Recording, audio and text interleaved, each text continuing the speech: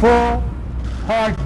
The turkeys received their pardons, but the bigger question may be, will President Trump issue more pardons before he leaves office? According to the Constitution, the president shall have the power to grant reprieves and pardons for offenses against the United States. President Franklin Roosevelt issued 2,819 pardons. President Obama issued 212 pardons during his 2 terms. President Trump has only pardoned 28 individuals over these last 4 years. I am free. Alice Marie Johnson, though, is one of them. She was sentenced to life imprisonment in the 1990s for cocaine trafficking, a sentence many deemed too harsh. At the urging of Kim Kardashian West, President Trump became convinced Johnson turned her life around and pardoned her earlier this year. We're going to give a full pardon. We're going to do it right now. So who might the president pardon before January 20th? Well, he could pardon former advisors like Michael Flynn or Paul Manafort. He could also preemptively pardon members of his inner circle like Rudy Giuliani or his son Donald Trump Jr., who have yet to be convicted of anything but have been questioned by prosecutors.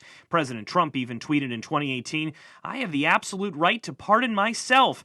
You may be wondering, how can the president pardon people who haven't been convicted of anything yet? Professor Mark Osler at St. Thomas University explains. A president can pardon someone for a crime that has already been committed, even if that person hasn't been charged yet. Just think of President Nixon.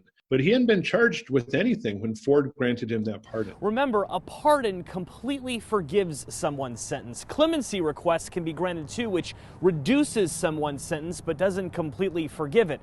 Regardless, controversial pardons and clemency requests have been granted for years. Past presidents have certainly used them. President Bill Clinton pardoned over 100 people on the final day he was in office, including his brother Roger, who was convicted on drug charges. President Ronald Reagan pardoned the late New York Yankees owner George Steinbrenner over campaign donation violations.